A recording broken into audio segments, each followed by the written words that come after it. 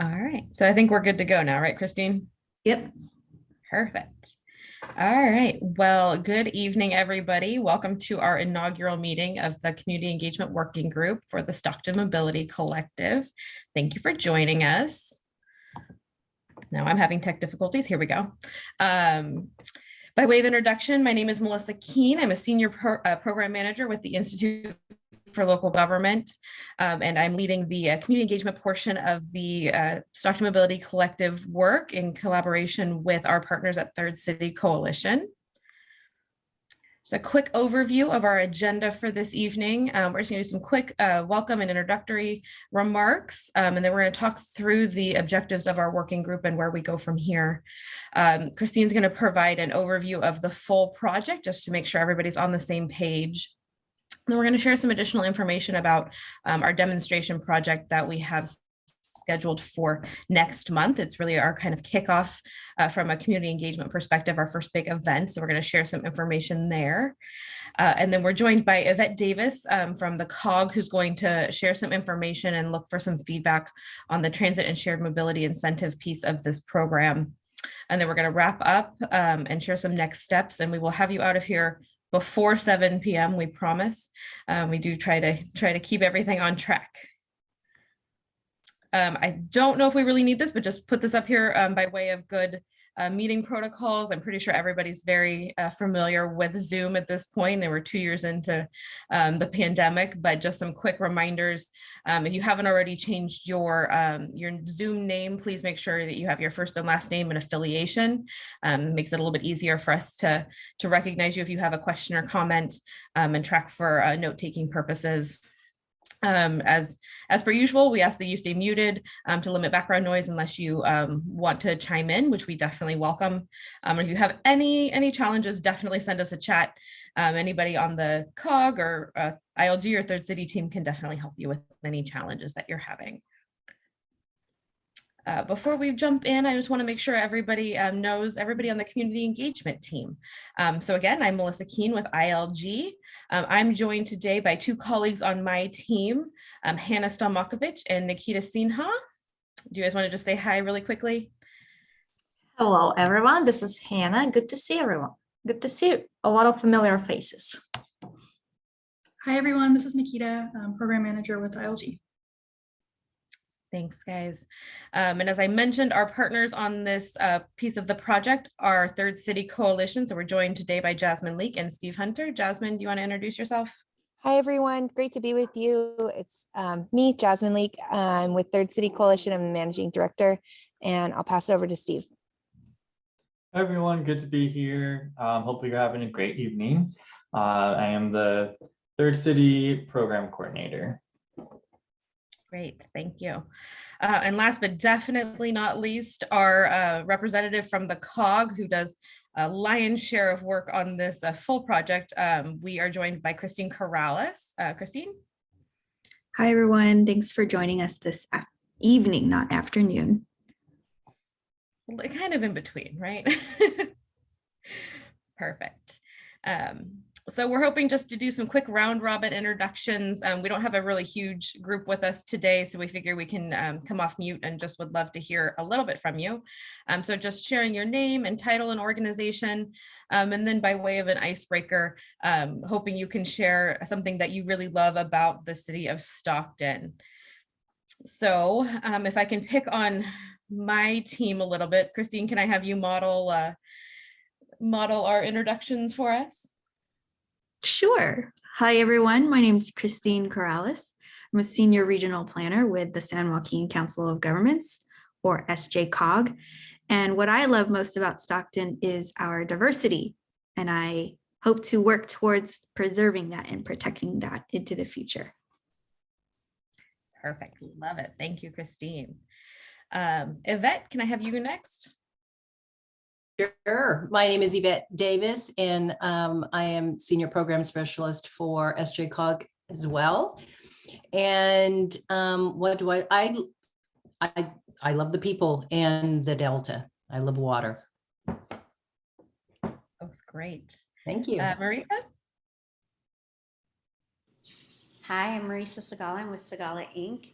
And I spent pretty much most of yesterday in your downtown, and I love the proximity to the water and the beautiful architecture that you have downtown.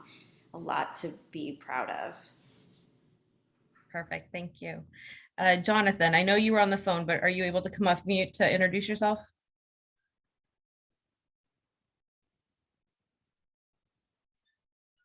Okay, he may not have that functionality. If you wouldn't mind dropping in the chat, Jonathan, for us, if that works better for you than coming off mute. William? Yeah, hi everyone, William Mutzenberg. I am from Public Health Advocates. I am the program manager for the Stockton Rising TCC program. And even though I'm not from Stockton, I'm from Tracy. So I'll say that one thing I do love about Stockton is that the commute from Tracy is not very far. That's important, right? And we're talking about transportation, so very, very related. Rachel? Okay, sorry, go perfect. ahead. No, it's No, all go good. ahead. I was gonna pick Rachel, so it's all good. Rachel, would you mind introducing yourself?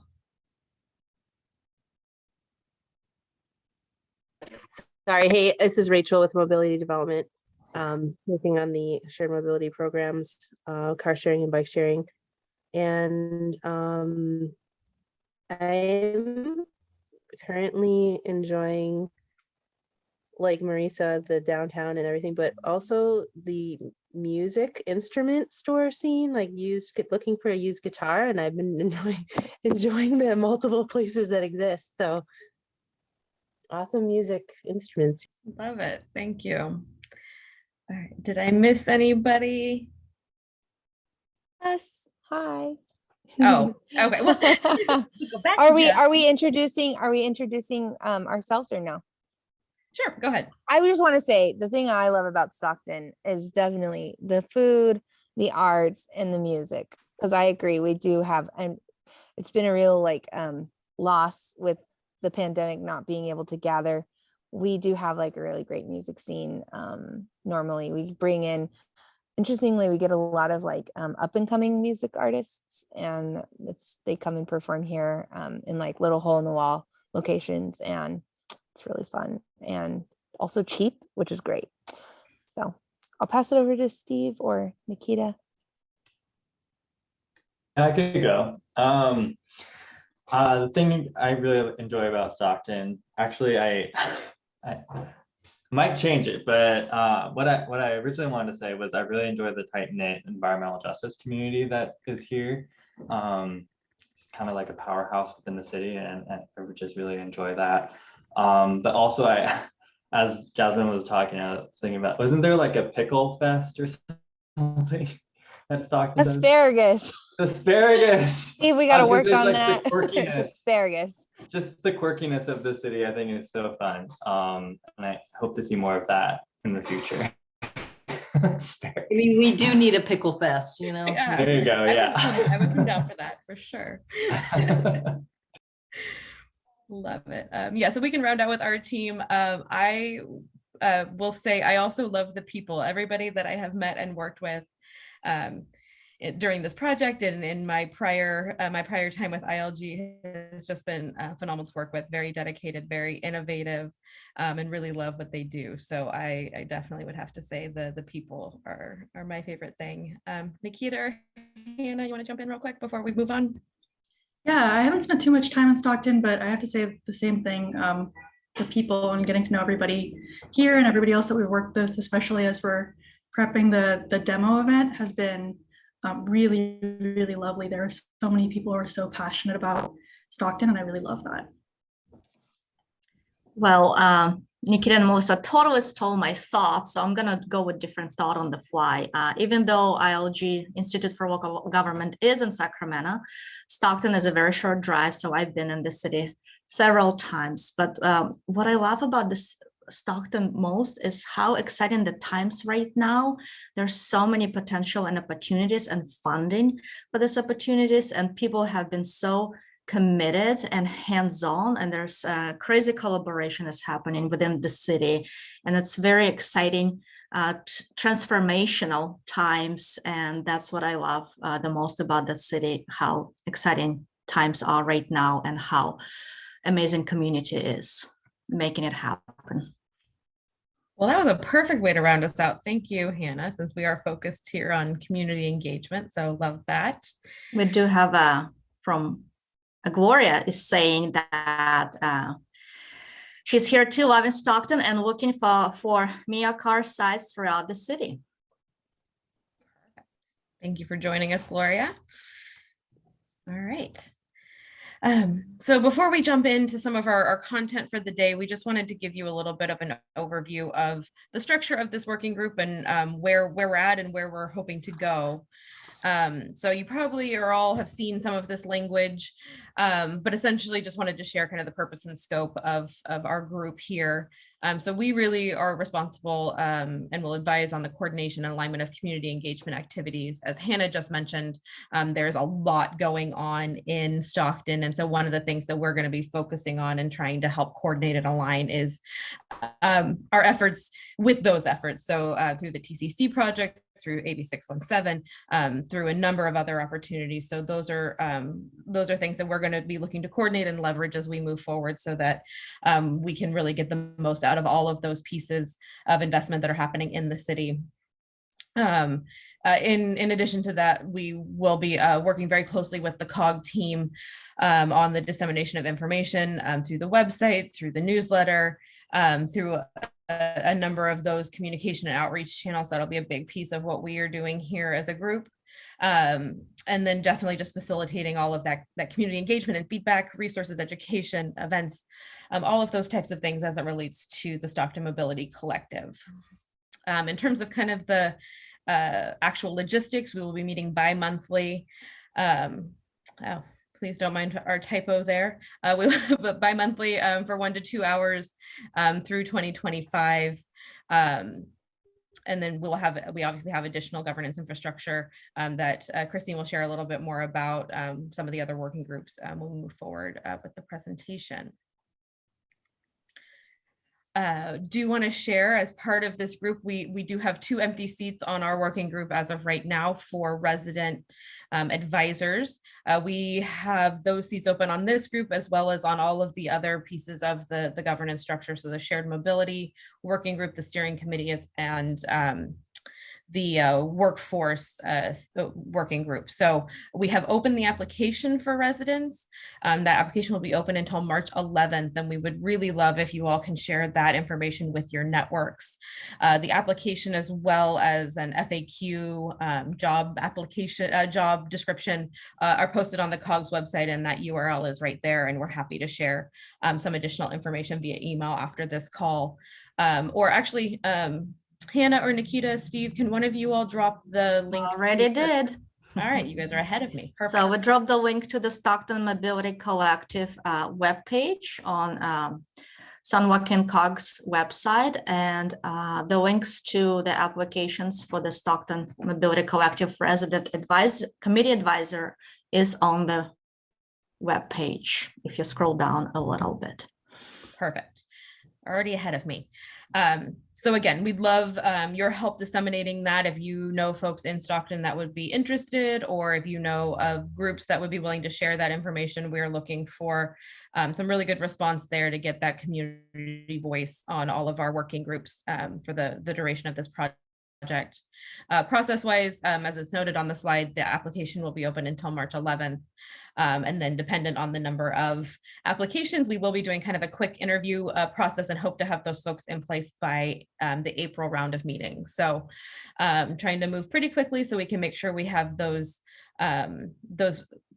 people in place to move forward. Just to note, this is a stipend opportunity for the residents who will participate on advisory committees. We will provide stipends. Yeah, that's a very good note. Thanks, Hannah. We will be providing a stipend per meeting that is attended. The intention of that is to offset any costs that might be incurred for attendance and participation in the working group. For now, as you can tell today, we will be meeting via Zoom, but the intention is to meet in person at some point in the future when that is safe and allowed and more easily done. So, but that's a good point. Thanks, Hannah. Something else that we wanted to flag and get some input and discussion on. As you saw during the introductions, we're a pretty small group right now. And so we definitely welcome any other thoughts from you all for other community organizations, other agencies, other folks that you think would be really good partners for us in this space, either in a formal or informal capacity. So either perhaps to sit in on this group as it exists, or as part of our project moving forward, we'll also be working with community-based organizations in informal and informal ways, having them as promotional partners for events and engagement opportunities, but we'll also be working with at least a handful of community-based organizations and providing them some mini grants to offset the work that we're asking them to do in terms of that promotion, in terms of that kind of checkpoint in for either for translation or for just any kind of assistance in terms of reaching the community and making sure that we're reaching that cultural competency and all of those types of things. So would love to pause here a little bit and see if there's any thoughts from the group. Feel free to just come off mute and share any groups that you think would be really great partners for us, or if that's not working or you don't want to, definitely just type them in the chat box as well. But we definitely want to make sure that this process, both from this structural side of things, as well as just our overall engagement and outreach strategy, is as broad and as comprehensive as it can be. So would love to hear from folks.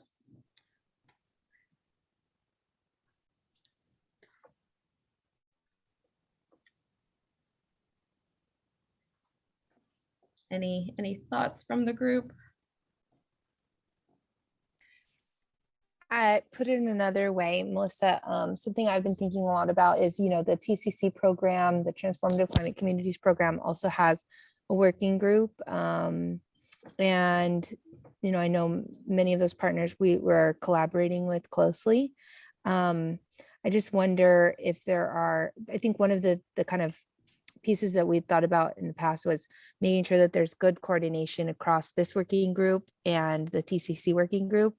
And so I just want to appreciate William for being here this evening, and Jonathan, who serve on both of those committees now. But also just, make sure that, we acknowledge that, a lot of the partners are the same, but really being intentional about when maybe some of the TCC group members should come to this meeting and vice versa when we should go to theirs. I think there's an area of opportunity there. So yeah, just wanted to say that. Yeah, completely agree. William, Jonathan, any thoughts? Any immediate reactions? No, everything sounds good to me so far. And I'll try to do my best to get, see about the resident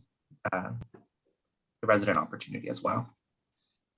No, love that. Appreciate all of the help there.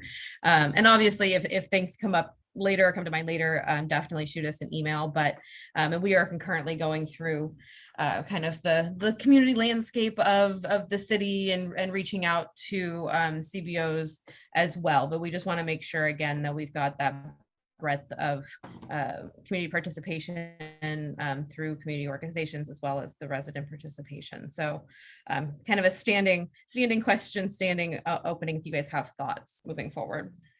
Yeah, and I think back to Jasmine's point. So TCC has a working group, AB 617 has outreach subcommittee that also focuses on outreach and engagement. At the end of the day, a lot of exciting projects are happening in Stockton, and we are engaging the same community, the same residents. So I think coordination is really the key here to ensure that we don't have that engagement fatigue element. So we intentionally being proactive about that. And so we're not duplicating efforts as much as well. So whoever makes sense to be in the room for this working group, to be in the loop, what is happening with this project, what is this working group is working on, and that transmit that information to other Stockton CBOs. So that's another way to think about who should be in the room for that information sharing and coordination piece and kind of alignment piece when needed. If I can chime in too on this topic, I know that we're really trying to center around like the South Stockton area because of all these multiple efforts going on. But something unique in the STEP project area is that it also kind of radiates beyond the South Stockton area, just so that because it's a transportation project, we're really thinking about connecting networks beyond the community. And so something to keep in mind is like, while we want to focus our core outreach in kind of the shared area for all our projects, maybe there's something we can do to really think intentionally about other parts, other neighborhoods in the full project area that are currently not represented. And so I'm thinking about like some of those pockets in the north that experience some of these very same challenges that we see in South Stockton, but are not always represented. So if you all think of anyone or groups who are focused in kind of areas more north, yeah, let us know. Perfect. Yeah, that's a great point, Christian. It's like, how can we think more holistically, even though our project area is in a certain area, but how can we think about more holistically about this like well-being of the entire Stockton and bringing those resources to the entire city as a co-benefit of our project? Yeah, just another thought to add on to Christine's point. I think expanding beyond just like formal organizations as well. That's something that our team has been thinking about quite a bit, even looking at, informal neighborhood groups or membership associations that do have that, they tend to share information. I think something we've learned in our work here is that information travels typically by word of mouth. And so I think those kinds of neighborhood associations or informal groups that aren't necessarily, an organization, a legal organization, that we're incorporating them into our thinking as well. Definitely. Walking groups or affinity groups, things like that. Yeah. All of those things are on the table, and we welcome input and thoughts on all of that as we move forward. Obviously, we're still at the beginning stages and we'll continue to build those lists, but just welcome any additional thoughts or suggestions as we move forward. So with that, I'm going to go ahead and turn it over to Christine, who's going to give just a high-level overview of the full project scope and all of the different components that she is managing on the COG side. Okay, thanks, Melissa.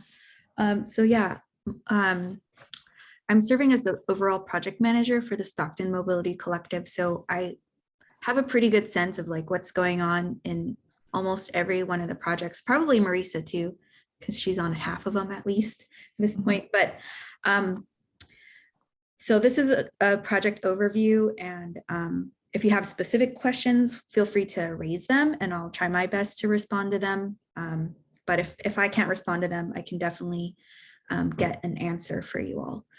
So next slide here, Melissa. Oh, yep, that's me, senior planner and also project manager for the Stockton Mobility Collective. And so I just wanted to start by introducing or at least familiarizing you all with our project team. I know, Jonathan, you've seen this a couple times. William, maybe this might be your second time seeing this, but SJCOG, or San Joaquin Council of Governments, serves as the lead agency on the project. But we've partnered with at least 9 different agencies and organizations to deliver these projects to the Stockton area, including San Joaquin Regional Transit District, Third City Coalition, ILG, UC Davis Institute, ILG is on my list twice, Míocar, Mobility Development, of course, Shared Mobility Inc. And so I think I listed everyone except for, Fresno Metro Chamber of Commerce.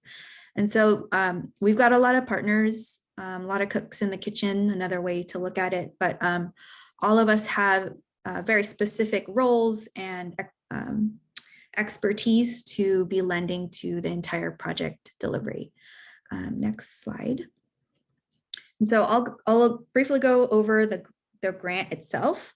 Then I'll talk about the project goals, and then we'll go into the project portfolio. Next slide. And so the Stockton Mobility Collective, that's the project. That's how we're calling it. That's how we're branding it. It's funded with a Sustainable Transportation Equity Project Grant, or STEP. This is a pilot program of the California Air Resources Board. And the goal of the program is to increase transportation equity in disadvantaged communities and low-income communities throughout California through investments in innovative, clean, sustainable transportation solutions. And so in late 2020, SJCOG was awarded as the lead agency $7.4 million to implement the Stockton Mobility Collective. And so some key project goals that the Stockton Mobility Collective is aiming to advance include increasing mobility in the project area, advancing environmental justice, as well as social equity, and then providing clean transportation in our communities. And I know this is a little bit of a history lesson, but it kind of gives us more context of like what the significance is of the project area. So the Stockton Mobility Collective, the project area really kind of radiates from the South Stockton area, which we all understand as the historically redlined communities of the city. And a lot of the challenges faced in this part of the city today kind of stem back to residential segregation and redlining practices of the past, including freeway building as recent as the 1960s. And so the historical redlining map, and then on the next screen here is the CalEnviro screen map. They kind of overlap here on this map. I did pull this from the Sustainable Neighborhood Plan developed by the TCC project. And so really this kind of shows how, you know, the pollution burden, the disparities experienced in the South Stockton area kind of align with this historical pattern of segregation and disinvestment. And so next slide. In South Stockton, this is our project area outlined in red, and in the circle is kind of the focus area where we see the overlap with TCC and AB 617. Our focus is to really engage disadvantaged communities, particularly communities that have mobility challenges, meaning, you know, they don't have access to their own private vehicle, or it's really difficult to access the vehicle themselves, or they're just transit dependent. And then the other kind of key thing here is that I mentioned this earlier, that the project area actually spans out from outside of the core project area, because what we're really trying to do with the Stockton Mobility Collective is build some new transportation systems, and that requires thinking about a network that connects the neighborhoods that we're trying to serve to the resources that may not be readily accessible within those neighborhoods. And so you'll see the kind of northern extent of the project area covering, you know, Pacific Avenue and El Dorado all the way up to Hammer Lane. And that, if you're familiar with the landscape here, that's where you'll find a lot of the shopping, the malls, the schools like UOP and Delta College, all the other campuses. They're all kind of along those major corridors. And so that was kind of the idea of making sure that while we're focusing on the disadvantaged communities and the needs in South Stockton, we're thinking about a network that connects them to where they need to go in the city.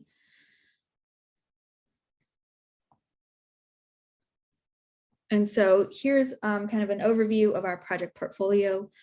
First and foremost, we have community engagement that's being led by Third City and ILG. And the goals of this first project is really to just build and maintain the trust within the community that's in the project area, to focus on our transportation disadvantaged groups, collect community input and inform project implementation, and to provide and promote, adoption of these new programs and services as they come online. The second project is the Vamos mobile app. If you're familiar at all with any of SJCOG's recent work, the Vamos mobile app actually is already available for you to download and use on your phones. You can plan a transit trip and pay for your transit trip on the mobile app today in San Joaquin County on all of the 7 transit operators systems. But for the STEP project, we're looking to expand mobile ticketing into Stanislaus County. We're also looking to expand and integrate trip planning and access to car share and bike share once those services come online. And then the other kind of key thing we're exploring is how do we integrate ride hailing services into the app for the users. Project 3 and 4, these are our mobility services that we'll be piloting in the project area. The first is an EV car sharing program. We've got Rachel and Gloria on the line who can answer any specific questions you may have, but the vision is that this would provide an affordable and consistent alternative to private car ownership. And the program itself will deploy 30 electric vehicles at approximately 5 to 7 charging stations throughout the project area.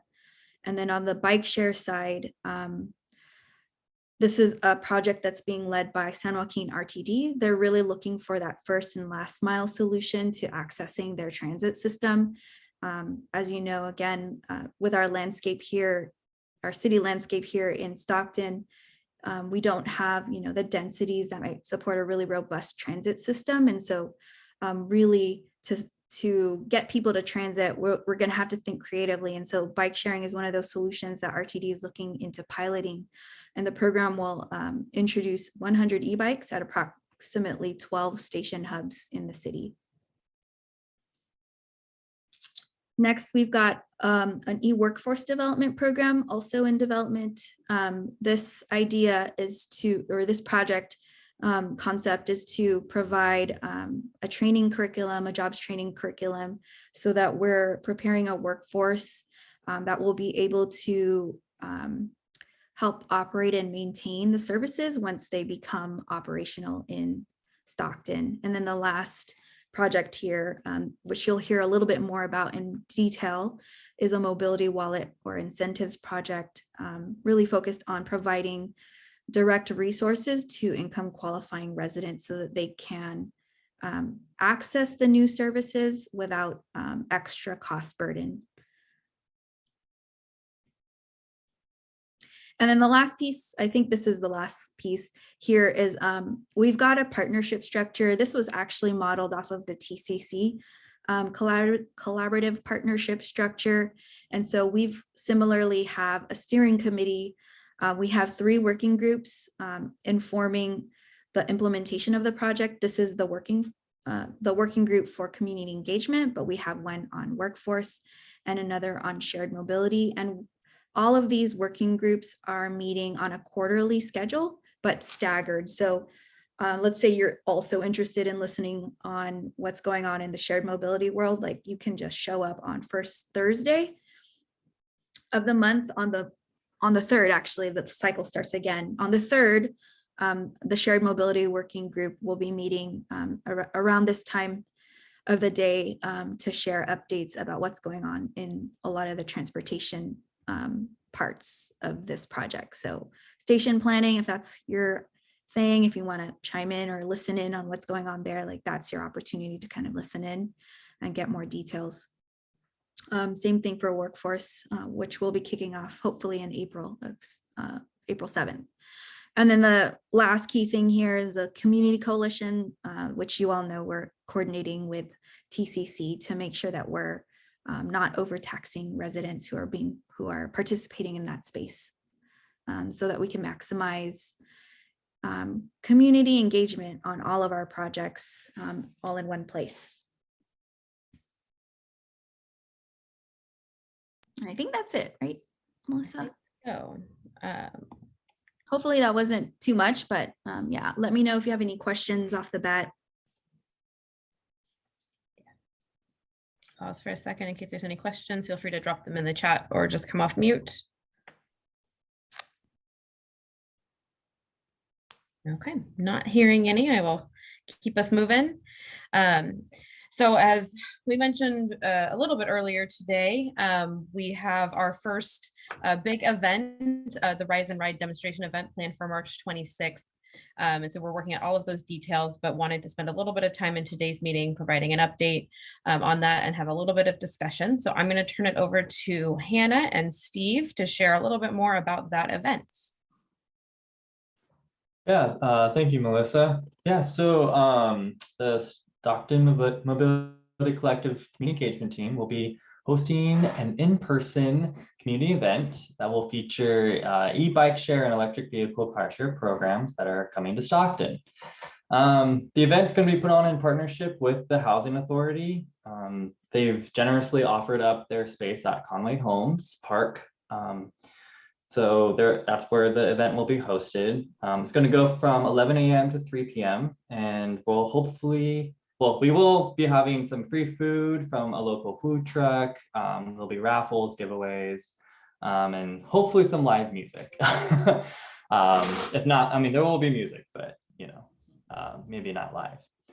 So this event ultimately has 5 different goals. The first goal is what we want the community to experience testing out e-bikes to see what it feels like. We have, most people report having the feeling of like a strong wind kind of pushing you at your back. So just letting the community just experience that. And then on top of that, providing their thoughts and opinions on where the e-bike stations should live throughout the city. Secondly, we also want to have the community get to have a good understanding of what the fully electric car share fleet will be like coming to Stockton. They'll be through Míocar. There'll be lots of information about the program, as well as an electric car on site for the community to be able to preview, and then also provide some feedback on the car share program and where maybe some electric charging stations should go and where the electric cars should be placed throughout the city as well. Hannah? What we're also trying to do with this event is create this educational opportunities and have community learn about what Stockton Mobility Collective project is, who's participating, what types of e-bike car share opportunities are coming in the future, and they can test some out right now, what mobility wallet is. So very excited. We'll put together some informational materials in English and Spanish so community members can learn about this exciting project and opportunities that's coming up.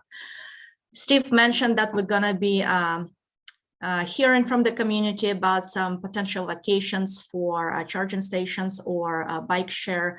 But also this is, again, very thoughtful approach to go into the community and asking them for the feedback. And not only we're going to be asking for some thoughts and input, but the community partners who will be tabling at the event, such as, for example, Little Manila, they're also going to be engaging community and asking for some input on their projects as well. So we're gonna have this dialogue with the community and really picking their brain, so to speak, on various topics, because at the end of the day, it's community-led approach and community local knowledge really informing so many different projects in Stockton. And what else we're doing for this event, Steve? Yeah, kind of like what you were saying, we're gonna have several different community-based organizations there that will just be tabling and providing their own insight and information on all the different amazing environmental justice work that they're doing throughout Stockton. So things like tree plantings and composting and maybe community gardens and free solar programs. Yeah, the works. So you won't want to miss it. So it's kind of this educational and engagement opportunities, education not only about our project and bike share and car share programs, but also education about other projects and other opportunities that's happening in Stockton community. And besides that, there's going to be music and food and community partners. And we're very excited about raffles and giveaways. We're hoping that community partners, folks who's going to table at the event, will bring their swag. And we'll also reaching out and asking for donations to raffle of several prizes twice throughout the event, where people can sign up at the event, provide their information, receive our flyers, hear our spiel about what our project is about, and in return, there's going to be raffle tickets, and they will have a chance to win some exciting prizes. Some of the prizes that's already confirmed is 2 bikes. We're going to raffle off 2 bikes, and I think it's really exciting. And the rest of the raffle prizes, we're still reaching out to community partners. The event is going to be outside. Thinking through, all the safety measures, social distancing, we're definitely working through a lot of details, and we're putting a lot of efforts into this event to make sure it's a very positive experience for everyone, for us, so that we can reach our goals, what this project needs, for our community partners who are tabling at the events, and most importantly for the community. So it's educational, fun, and informative. Any questions about this event or any moving parts of this event before we're going to turn to this group and ask you guys a couple questions?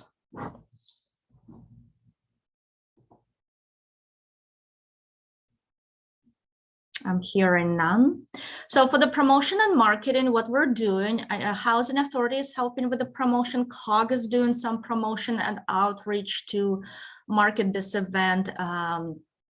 San Joaquin Regional Transit District, did I get that right, Melissa, is going to help us with the promotion and also come to the event and tabling.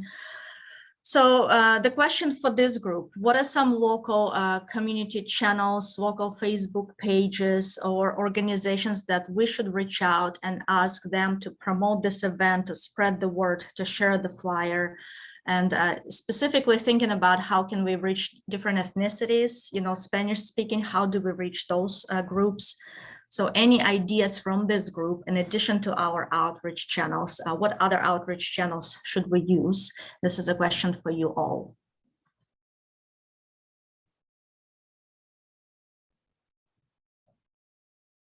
Maybe here, maybe William and Jonathan can contribute with some local wisdom. Who should we be talking to? Who can help us with outreach? Who has good newsletters, very active Facebook pages that community visit? Do you guys have any suggestions for us? I was wondering if we could reach out maybe to the San Joaquin Pride Center. That's a great idea. Pride Center, okay.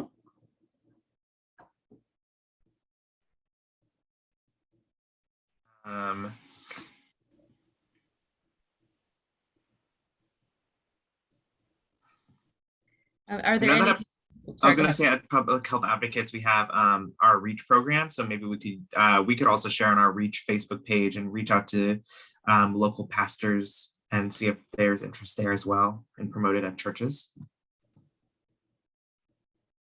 Thanks, William.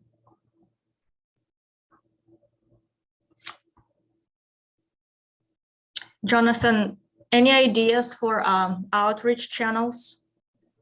Any Facebook pages or newsletters? I did hear that word of mouth is really a good outreach channel. So definitely that's one of those. We'll also be working very closely with the Housing Authority and Conway Homes to do outreach to that direct community, since we'll be right there in the housing development, and hopefully we'll have a good base of folks there. But we just want to make sure that we're doing as broad of outreach as we can and reaching the folks that will really be the end users of these mobility components. Yeah, and Jasmine, I do see your hand. Thank you for raising. You're just welcome to unmute yourself. We're also going to be flyering neighborhood, the Conway. Yeah, neighborhood. That's great. I was just going to ask William or Jonathan, since I know both of them have been working closely with the city of Stockton. if the community centers, if the city has been supportive in sharing out resources, or if there's an opportunity there in your mind to connect with residents through the community centers. Have you all tried that yet? Or if you have, how's it going if you haven't yet had that opportunity? I haven't had the that's okay. opportunity yet, but maybe I know that I think Jonathan may have done some work in posting our stuff at community centers. I don't know if Jonathan's able to provide some input on that. We could talk to our partners at the city as well to see about posting any flyers or things like that at the at community centers and other venues.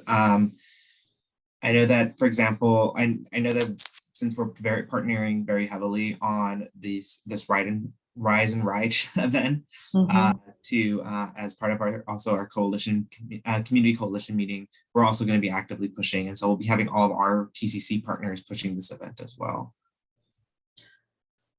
What are some ways to reach Spanish-speaking participants and any other ethnic groups? What are some channels that we can really, utilize and make sure we're reaching out the broad demographics? I don't want to take up too much space, but I will say I know a lot of the media groups, they're not publicizing as much, like even the smaller community-led outlets that do media, whether it's radio or newsletters. But those groups still coordinate and they still talk. And so I think it's still worth trying to reach out, even if we don't get earned media from it. It's still worth making the ask and providing them with the information if we can. And I see Jonathan's hands raised, so go for it, Jonathan. Yeah, so in Spanish-speaking communities, usually there's a central person when it comes to feeding this information to folks. I mean, there's of course the Latino Times, but you of course would have to pay for advertisement. So to go around that, there are a few folks that are involved that used to be very involved in the radio station, the local radio station. And they are continuously having small, well, I wouldn't say small, they come out as really big. It's just we don't see them because I'm not mutual friends, but there's a lot. Like for instance, a lowrider like the lowrider events that happen. I mean, they happen at Lewis Park all the time, kind of like once a month. I'm trying to think of there's going to be a big one for Cinco de Mayo. So that's El Concilio is a good sort of a connection. Catholic Charities. I mean, we have our own programs where a lot of our clients are Spanish speaking. And so it's having to relay that information to them so that if it comes to referral system, my team would be able to effectively give the information to them as they're talking to them about other services, or doing the services that they're supposed to be doing. And then there are just other folks that do a lot of outreach, like bigger event, like other annual events, like Tune In, Tune Ups, for instance. So there is a connection on that end. And yeah, I think I mean, I have the connections. I think it's just having to go back to them, explain it a little bit, build a relationship with them in regards to that thing first. And then from there, we can then, have them share it out. I will also mention, I don't know if you've already thought about this, the chambers of commerce. So the Stockton, I know that the Greater Stockton Chamber has an email marketing, a good one, I think for a nominal fee. They'll distribute the flyer, an image to all their members. And I was also going to mention El Concilio, and pre-COVID, they used to have meetings so that you could present. So that would be a good one. And I think there's a, Yvette, are you all members of the chamber, SJCOG? yes. Uh-huh. Okay, cool. Yeah, that's great because I think that's one of their stipulations is like to have them share the information out, you do have to be a member. And so that's Mhm. really great to hear. Yeah. And we I can think- definitely get in touch with them.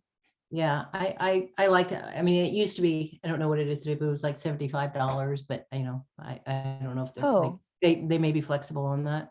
But so I don't know if their rates changed. But You I mean to think, put a message into their newsletter? Oh, okay. yeah. And it's just your information that they Yeah, email. it's like an e-blast. Yeah, it's an e-blast. Yeah. Yeah. So it's not part of other information. It is just yours.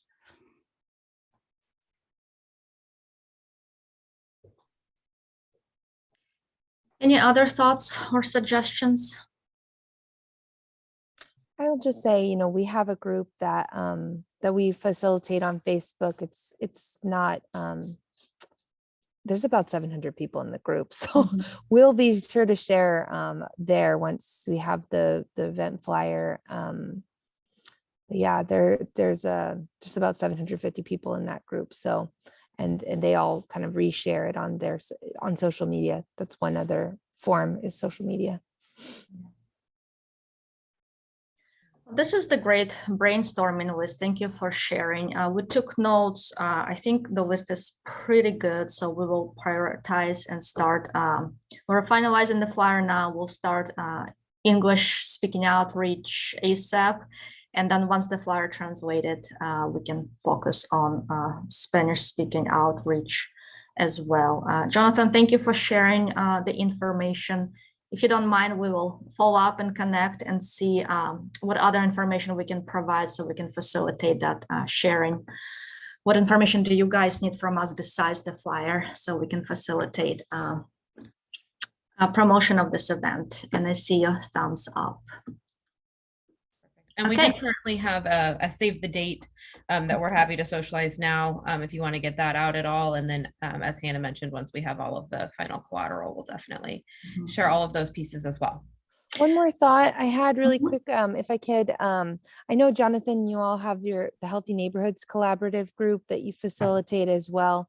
And I think if there's room on an agenda coming up, we would be happy to drop in on that and make a presentation there as well about the event. So just let us know. Of course. Okay, great. Thanks. And we're also connected with the Air District. And Jonathan, thank you for sending the invite for the outreach committee. I know you guys are doing the subcommittee also to talk about outreach around community emission reduction plan. So that's probably another avenue to let community know what's happening in the area and what projects are coming up in terms of clean transportation and mobility. And hopefully we'll get some more ideas from tomorrow's meeting. So thank you for sharing that invite. All of the collaboration. Yes, that's Stockton for you. Gotta love it. That's Stockton for you, baby. And in terms of community partners, so right now we have, in terms of tabling and comment to the event, Steve already mentioned Little Manila will be there, public health advocates, grid alternatives, San Joaquin Regional Transit District, Rising Sun. Any other community organizations or maybe even community leaders that we should reach out and invite, kind of like send personal invitation or connect to this event?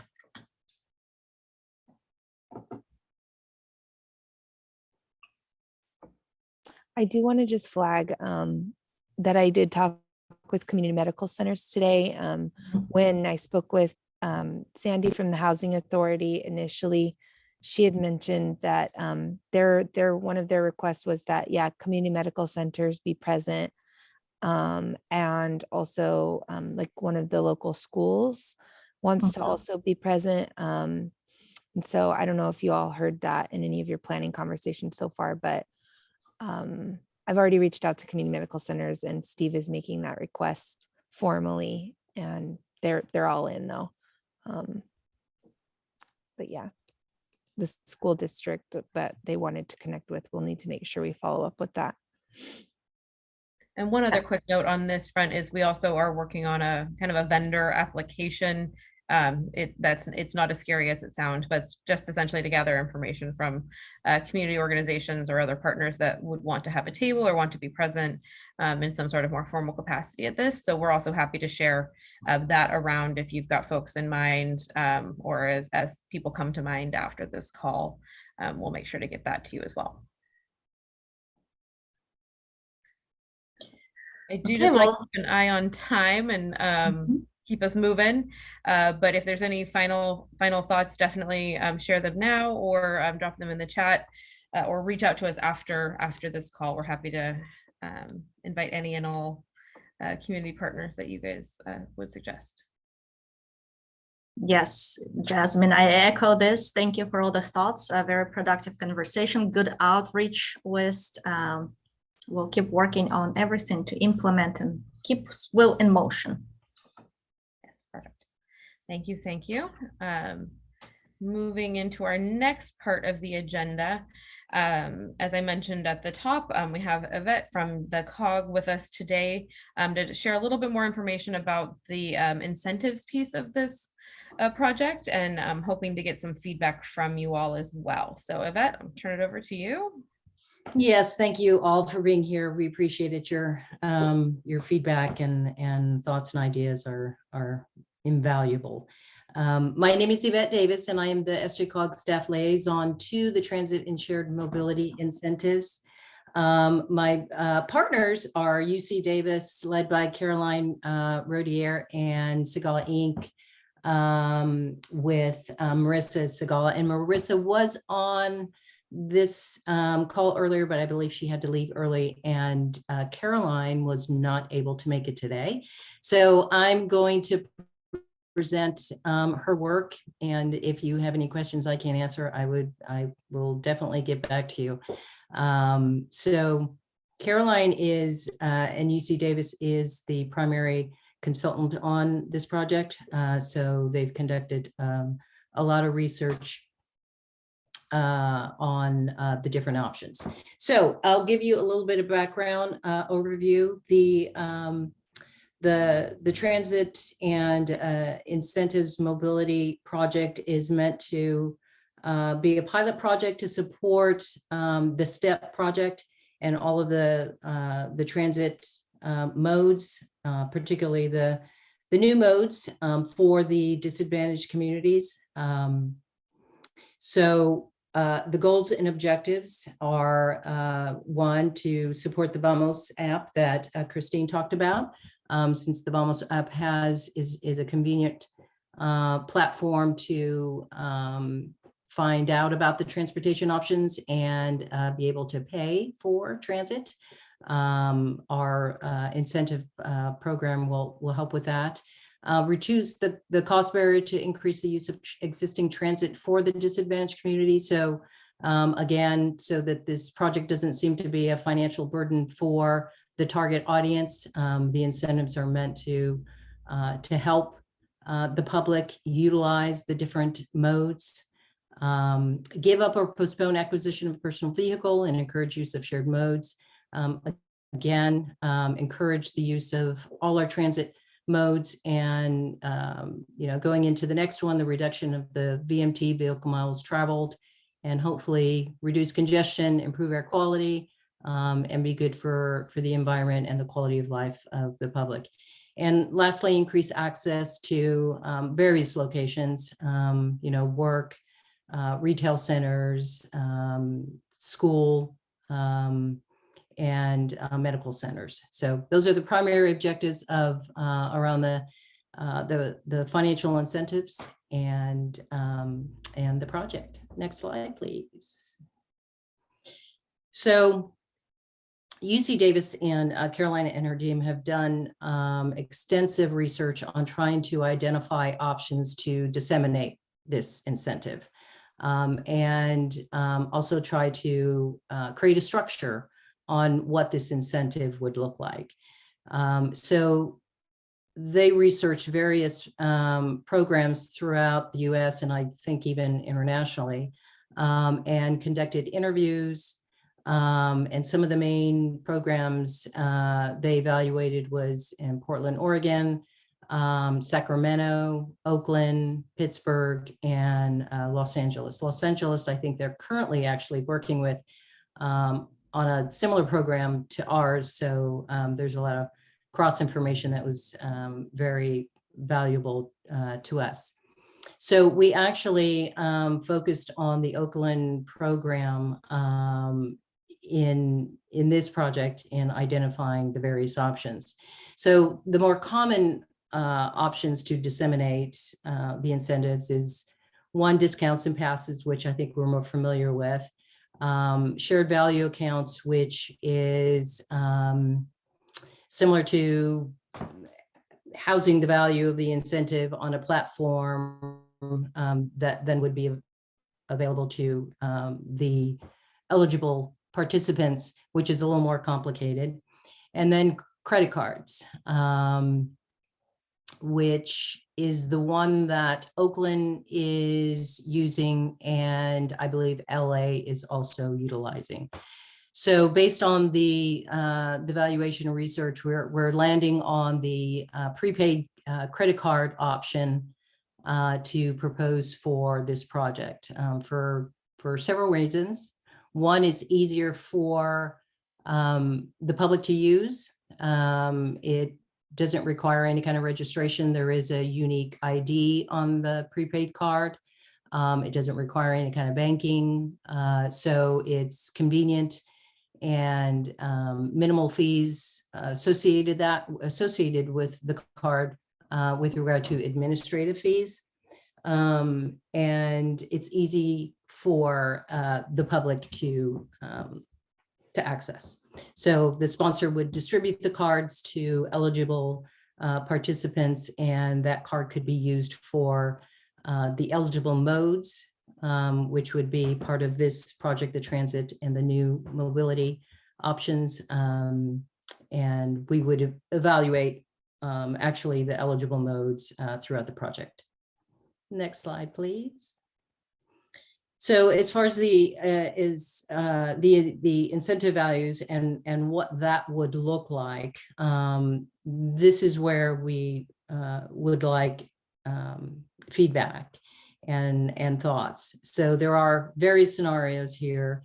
The information, the values, and the duration was based on the research. I think the average, kind of an average range of incentives was anywhere from $70 to $300 per month. So in this table, there's various scenarios where, you know, we have less members and higher values, or we could have more members and lesser values. Shorter duration gives you a higher value, longer duration gives you less of a value. So these are the options based on the budget that we do have. And this is an area where we're looking for a lot of feedback, since, you know, many of the organizations have more experience with the end users and may have knowledge on, you know, what actually would work. Next slide, please. Eligibility and verification. So obviously, as part of this project, we're going to have to track the users of the program and make sure that our dollars are going towards our target audience. And so we're going to have to require some kind of verification. Most of the verification is proof of address and or income. Number 3, we didn't think if we had demonstration projects at affordable housing projects, for example, that we would need to require proof of eligibility, since that probably would be vetted at those types of complexes, but we're flexible there. So this is another area where we're looking for a lot of feedback on, and whether there are any perceived obstacles to this. But knowing that we will have to verify somehow, you know, whether the participant is within our target audience, this is probably the best way that we can do that. We're also looking for thoughts on how to address displaced or houseless participants. So that's an area that we're still thinking about as well. Next slide, please. Recruitment and marketing. And just I was remiss to include our outreach to solicit feedback. We are, as similar to what we're doing today, soliciting feedback from stakeholders through these types of events and other events, as well as surveys to organizations and potentially end users. So we'll be doing that and working with the community engagement group to do that as well. Recruitment and marketing. So once we have a structure in place, these are some of the ideas on how we would actually reach the public. Virtual events similar to this one, since there still may be that safety factor. This is an option. We'll continue the virtual events. Tabling at affordable housing developments, transit hubs, libraries, community centers, and demonstration projects. Email marketing, developing a campaign that we can then share with these various organizations. Flyers mailed to residents in targeted geographic area, if possible, if the budget allows. If we can do direct mail marketing, then we will consider that. Presentations definitely to various organizations, and of course through our website, news blasts, and social media. Next slide, please. So this is a general timeline which will be aligned with the implementation of the other modes and the demonstration events. So we will work with and try to stay within that timeline in implementing the incentive structure, and hopefully before that, actually. Next slide. So here are questions and discussion items that we've listed, and we could go back through some of the other slides. But before I go through any of these, does anybody have any questions? I know I kind of breezed through it, but be happy to answer anything before I go through these questions. So I have a quick question. So when people receive the credit card, and we looked at 12 months to 24 months scenarios, are they going to be receiving a lump sum, or it's going to be kind of funds will be there monthly, on a monthly basis? Just monthly basis. That's right. Okay. That's right.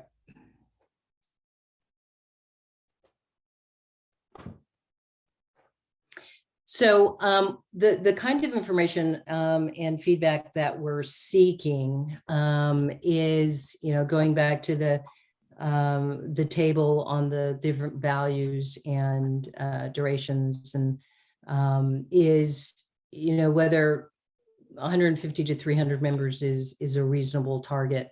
Again, that was based on the research that was conducted, as well as, considering our target area.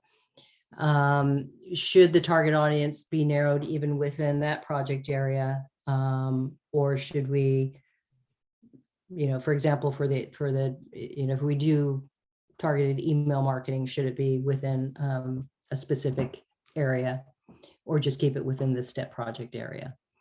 Are there any limitations to the dissemination method and mechanism? In other words, are there any perceived obstacles to disseminating the prepaid credit card? That to us seemed to be the most convenient and anonymous for the end user. Are there any perceived obstacles or restrictions on the eligibility requirements? Knowing that we are going to have some proof and verification, is there another way, or is this the best possible way? Are there any other events we should consider, on-site events, any other marketing channels or events that we should consider to reach the targeted audience. And then, as I mentioned earlier, is there a way to consider the houseless or the displaced community? So looking for feedback on that, and would be happy to answer any other questions. And I know there's a lot of questions here, and there's a lot of information with the table, and so this will definitely be posted on the website, and then we can also probably send it out if you want to mull it over and get back to us on any thoughts. But if you have any now, I'd be happy to love to hear it. I just thought of something. I know that this question's probably directed more towards Jonathan and William, but something I was just thinking about, I wonder if it might make sense for us to connect with Human Services Agency at the county, because sometimes there are folks that maybe don't meet their thresholds for services, but still need support, or don't like meet certain program criteria, but would still maybe qualify for our criteria. And so just a thought there, it like just hit me. Like maybe there are folks that are kind of like somewhere in the middle, but still need that help, And I don't know if that answers any of your specific questions, but that falls under 7, if not. It's helpful. I have a thought too. As far as, so there was that chart, like that grid, right, of like how many participants versus how much money can be spent, and it kind of like goes into that grid. Yeah, that one. Like I wonder if you guys are also looking at just like the average. I'm sure you are, but I'm just curious, like the average, how much people like spend type of thing, like. If you're taking the bus, that's like $4, per day, or $65 per month, right, for like the pass. And then if you Uber like 4 times a week, that's $40. If you're using the bike share program, back and forth every day, 5 days a week, that's like 160. So I'm like trying to do math too, and like looking up, like it's about like 265 possibly for someone who's like bare minimum, just you only trying to use public transit stuff around the city, which kind of puts you at that 250 for 12 months ish. I guess my thought being like, I'm worried that if you're trying to do more participants for less money for a longer time, say like the $100 time, like is that even going to be enough? Like would that right, is that going to be enough? But then to Jasmine's point, maybe if we're like, I guess it depends on like who you're targeting to. Like if you're trying to get the people that just need that little extra boost, maybe that $100 would be enough too, Right.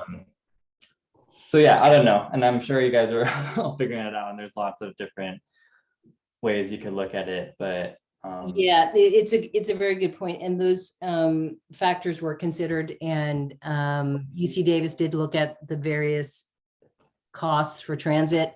It's just hard because you have bus, which is be a smaller fee, but then when you're the car share would be a higher fee. So and the idea would be that the user would be able to choose, and so not knowing what their needs are, what they'd be choosing, they may have a combination of needs, but it seemed like that this was kind of met that Mhm.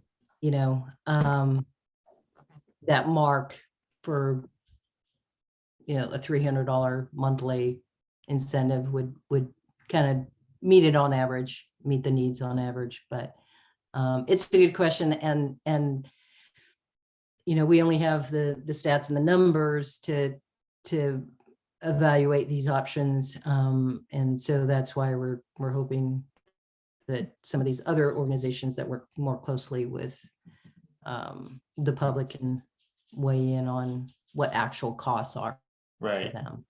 But it's Yeah. we may have to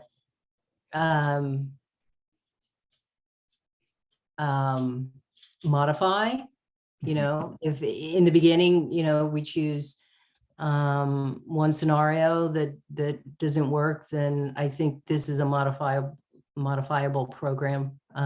So that's an option too. And to piggyback off of Also- Jasmine's comment too, is like not necessarily going to solve all their transit needs. Like it makes me that makes me like a little bit, because I'm like I feel like that should be the minimum, right?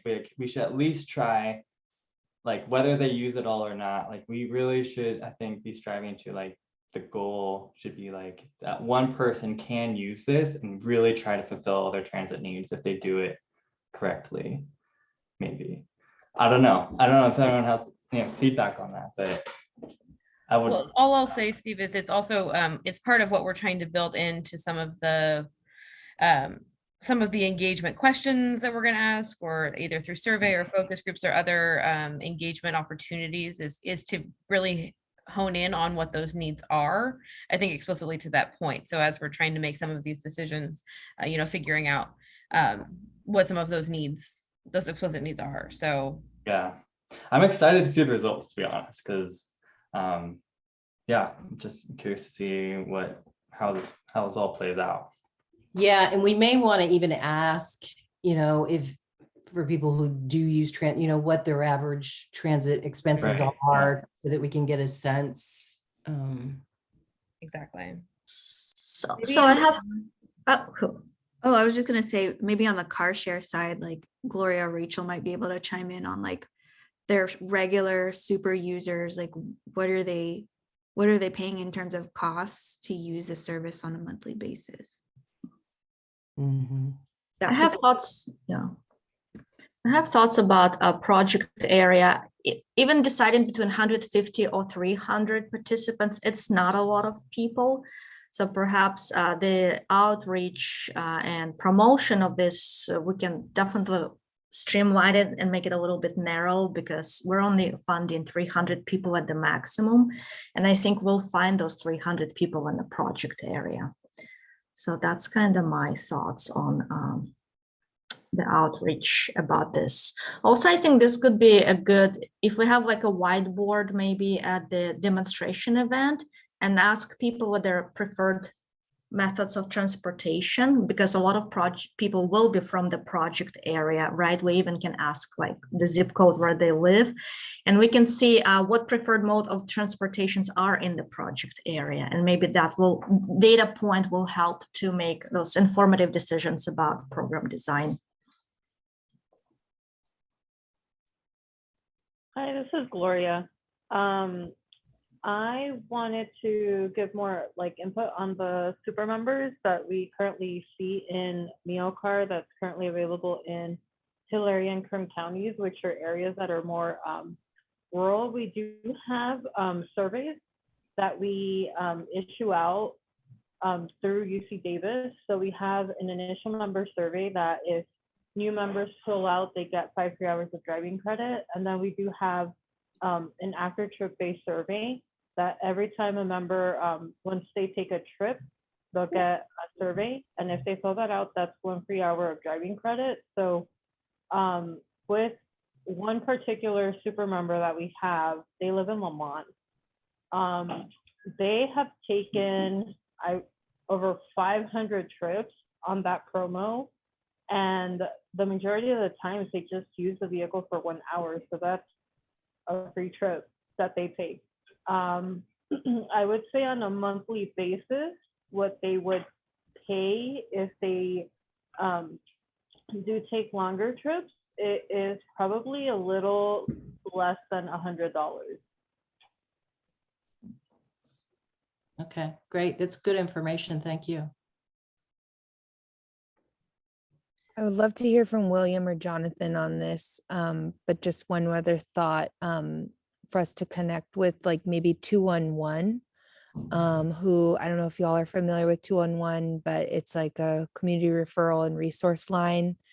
And I think we should maybe ask them, like, you know, how many of their callers are calling about transportation related issues, and what are the barriers? What are the barriers to their or what are their transit needs? Maybe that's another local source that could be we could leverage to inform this process as well.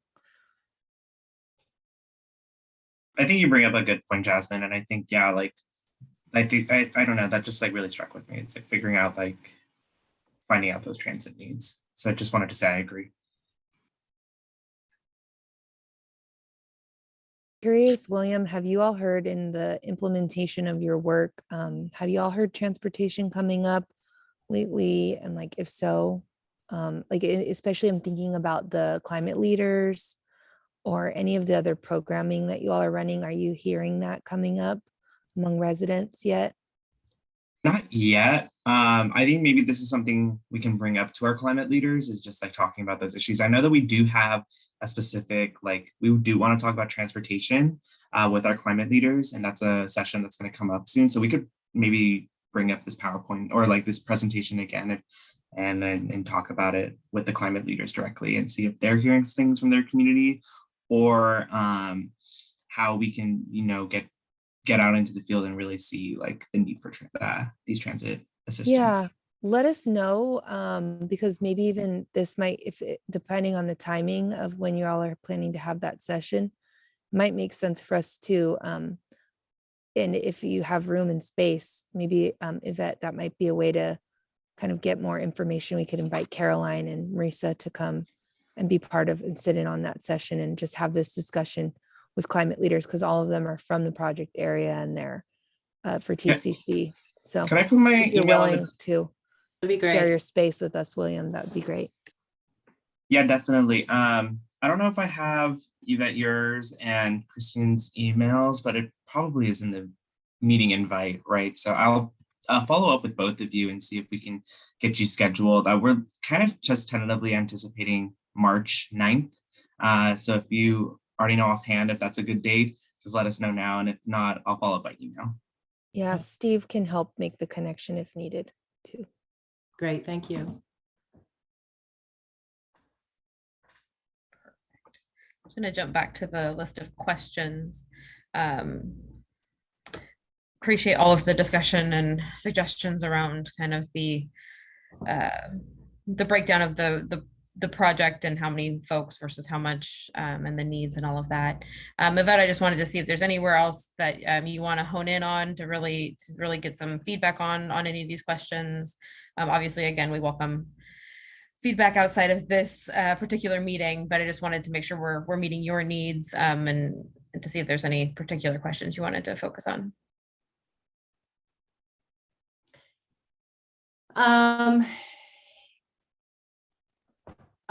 All of them. Well, given how much time we have. No, I think, I don't know that,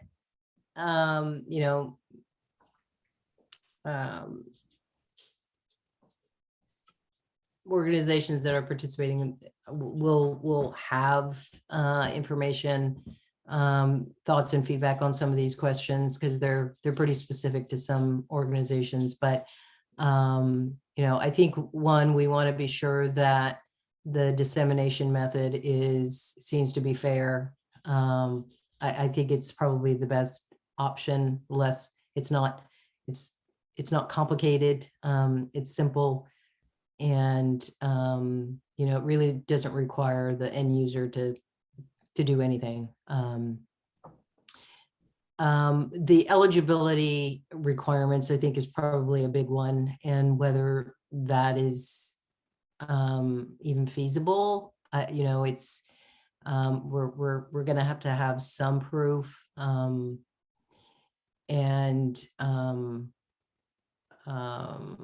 whether that's something that we're going to be able to achieve.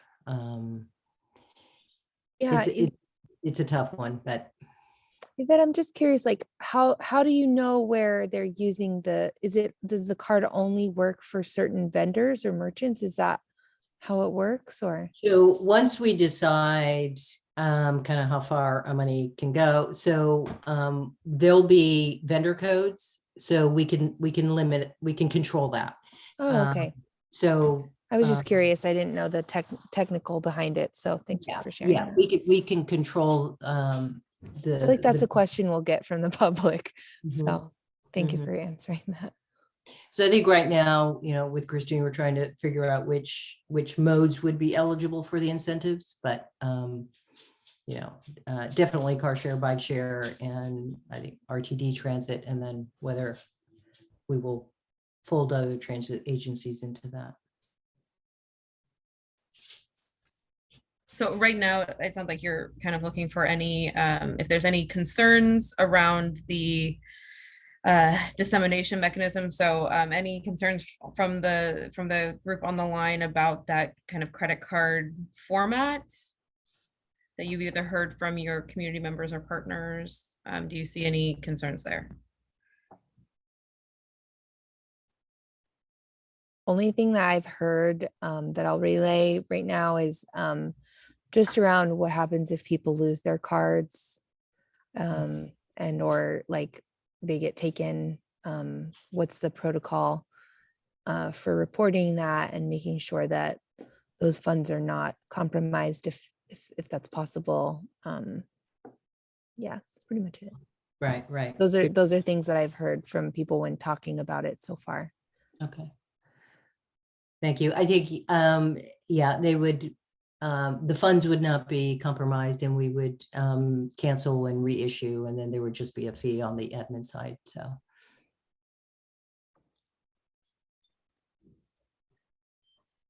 Any other concerns with that kind of format to share with Yvette and the team? Jonathan, I think just curious to hear from you if do you all do anything similar with Catholic Charities? Do you have programming that's similar, or do you hear this come up at your locations or within your community groups? So the sort of transportation we carry is senior transportation.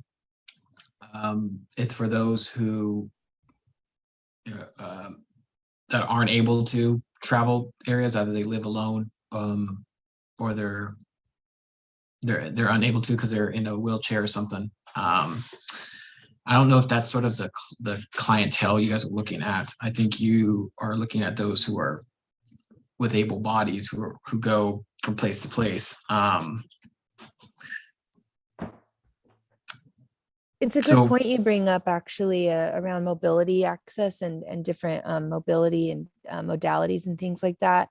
So I think that's an interesting point you bring up, something for us to think about and consider as well, as what about folks who may be differently abled? How does that work? It's a good point. Well, or seniors who maybe don't travel alone, something to think about. Yeah. And El Concilio can answer that as well. I mean, it's Catholic Charities and El Concilio are the ones that do provide sort of the free transportation. But I think they're required for those who, there are certain aspects that they have to follow, like either to grocery stores or to medical appointments. But chances are they might and it's not a blue moon. It usually happens a lot of times where they get questions from folks who are needing transportation, and unfortunately they call and they find out that unfortunately specific, I think it's 65 or older. But maybe there's a way where we can have that, like I was talking about earlier, was the referral system, to where if any case happens to where they find out someone asked them, and they're not eligible, then how about we having them referred in this program? That sort of thing. Got it. Thanks for that. And speaking of that equity lens and transportation, when we're talking about different age groups and modality needs, what about folks who have low English proficiency, and would they be able to use this program, and how can we promote that program to those folks for the equity considerations. But I think that's going to go back to once the project area is narrowed down and we understand who the demographics of our project area for this particular project, so we can really figure out this equity piece and outreach to make sure we're reaching all the different demographics in that area. Yeah, definitely a consideration for the outreach once we get there. I don't know if I foresee that being a challenge on the dissemination mechanism. I'm not sure about the language challenge. I don't know if there's any language challenges there explicitly, though. There shouldn't be. Yeah. Okay. And Jonathan, what are your thoughts in terms of more or less members, longer, shorter program, more or less money? What are your some initial reactions to these different numbers and options?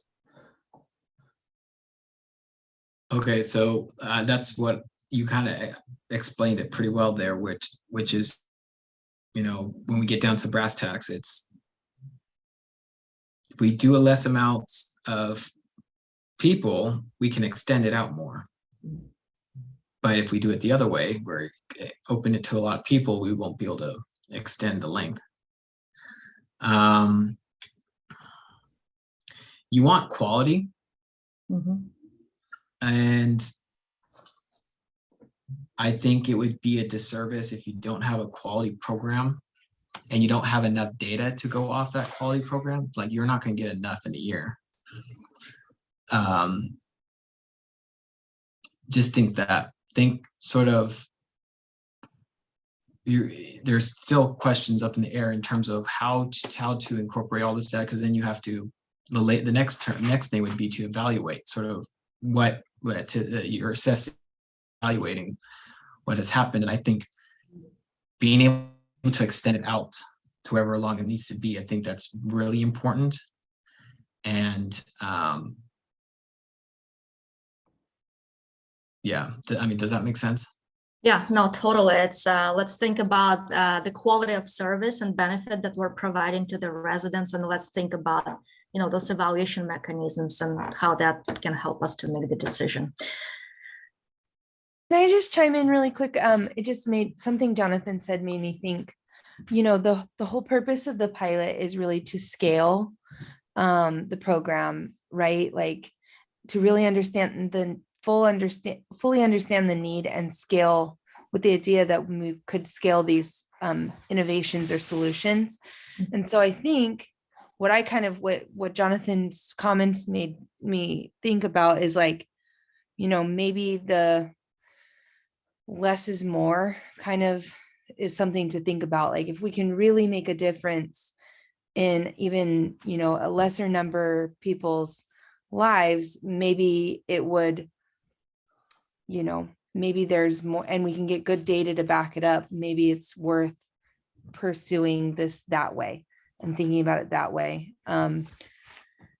Just something to think about. Which would be more of a true pilot program too. Correct. Right. Exactly. Taking a select group and really trying to hone in and meet the need. And I think the other, and just one more thought that I thought about was, something when Gloria was talking about how different users are using these services at different scales. So something to think about is another, and it might be another way to kind of meet the equity component of this is having people opt in at different rates. So maybe some people only need $150 a month, or only need $100, and it frees up room for others who maybe have a greater need. I don't know if that's possible, but just something to think about, different tiered, a tiered approach that people could self-select, or almost like a sliding scale, if you will. Something to think about. I know that adds a lot of complication maybe in the delivery, but just something to think about. Oh, that's a good point. Appreciate that. Yeah, so back to what Jasmine is saying, and I don't know if there's like an option for that, but instead of like solid $160 a month, it's gonna be up to 160 based on reimbursement. I don't know. So it's not a reimbursement, it's a prepaid credit card. The prepaid. Yeah. Maybe it just like tops up to that amount, or it like if they don't end up using that much, that just tops up to that amount the next month. Oh, So rolls over. leaves more room for others Mhm. to participate perhaps, or I don't know. I mean, I know that adds a lot of complication to the delivery, but just a thought. Mhm. I think something to maybe track too, that might be interesting, is see how many are maybe like essential trips versus like extra trips. So, it's like, oh, I'm kind of, I know I only need $160 a month for my trip to go to work every day, and that's kind of like my essential, right? But I have $200. And it's like, cool. So now I have an extra $40. I might go like use it to go see a friend or go see a movie. And that's kind of creating economic stimulus, right? Like I wouldn't have taken that trip if I didn't have this card and go spend that money, so kind of like tracking that data too, and like how much like that by using that program and using this card, how much economic stimulus that created through extra trips of people going to somewhere to spend money that they wouldn't have otherwise done if they didn't have the transportation funds in the first place, if that makes sense, No, that does completely make sense. And I think, Caroline, it is kind of like an added benefit as far as a potential outcome of this project. The economic development side and what it does. So definitely good point. Yeah. And that will hopefully be captured in the data collection surveys. I do want to throw a quick thought on question number 6. I think of that you guys do need to connect with folks who work with people experiencing homelessness and talk to them, because they probably going to know, will provide a very informed input for the question 6, because what I'm thinking, folks who are experiencing homelessness, they may not even have cell phones like to, right. So there's another barrier, but also an opportunity to working with that group. I just wanted to just quickly point out, just like for our TCC climate leaders, a couple of our folks are either experiencing homelessness or work directly with the homeless. So I just wanted to say like that would be a good opportunity to maybe expand on in preparing for speaking with our climate leaders. And I do know that would obviously impact your eligibility requirements piece, because if you have to have an address within the service area, within the project area or things like that, that could be a complicating factor. So definitely something to consider as you're having that conversation as well. Just to give you more questions to consider for working through this. And I don't know if it was Sandy on the first working group presentation, I can't remember, but so even if because they, sometimes the homeless, they can utilize the address of an organization. So, that can even be the proof verification. I don't know, but yeah, I don't know that, that we're going to get a lot of interest, but we just need to be prepared. Have it work correct. Yeah. Do you just want to do a quick time check? And also offer that there will be other opportunity for feedback on this. So we really appreciate all of your initial thoughts here. We are exploring other ways to gather additional feedback here. As I mentioned, potentially a survey in conjunction with some of the siting information we're going to be putting out for the cars and the bikes, potentially looking at doing some focus group activity. But we welcome any additional thoughts that you all have on any of these questions. I'm happy to distribute this list too if you've got other folks that might have thoughts here. Really trying to get good feedback so that the team can have an informed decision on what this explicitly looks like moving forward, so we can really get some dollars in the hands of folks that need it to increase their transit options. So any final thoughts on any of these or any questions for Yvette before we start to close out?